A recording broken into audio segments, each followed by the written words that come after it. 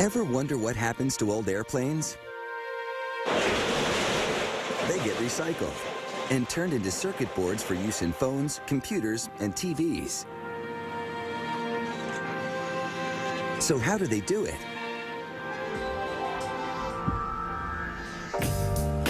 Welcome to the Davis-Montán Air Force Base near Tucson, Arizona.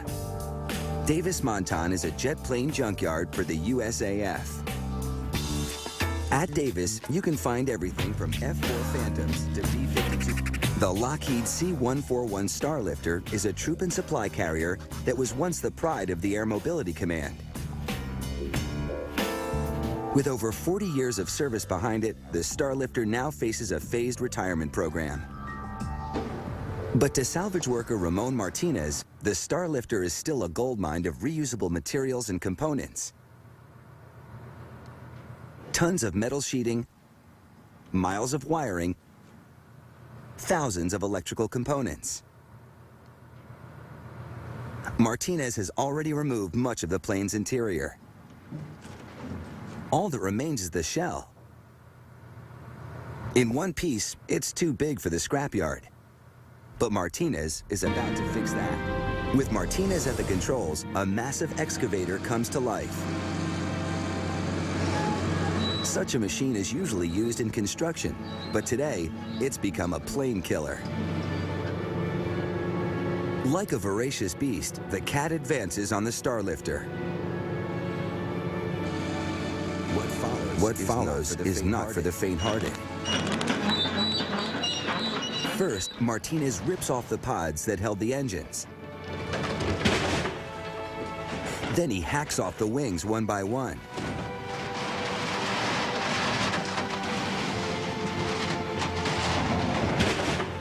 After that, the relentless jaws of the cat close upon the tail section.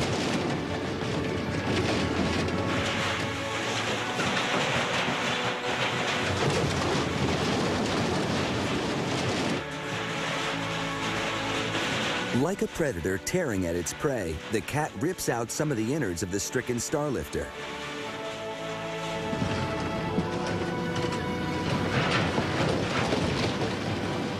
It's not pretty. To some, it might seem gruesome. But it's effective. In just 40 minutes, no section of the plane remains unscathed.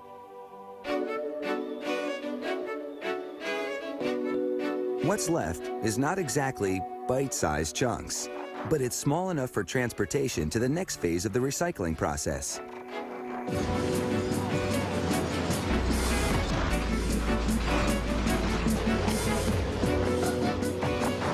Half a mile away, the Starlifter endures further destruction. It's a hot, noisy job, but it's nothing to what's coming next. It may seem an old airplane's worst nightmare.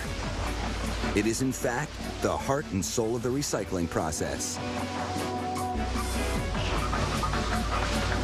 First, the metal chunks are fed into a rolling mill. Steel spikes mash up the metal, and they do a good job. This is what's left. Thousands of small pieces on a conveyor. But now comes the tricky part. There are all kinds of metals here. Steel, aluminum, even plastic. Somehow, it needs sorting through. And this is how they do it. At the end of the conveyor, a powerful magnet literally sucks iron and steel into a separate hopper, allowing aluminum and plastic to drop directly onto its own conveyor.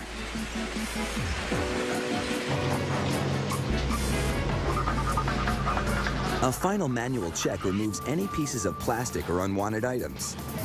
And the recycling process is almost complete. It seems hard to believe that just 2 hours ago, this was a giant aircraft. Abandoned, forlorn, surplus to requirements.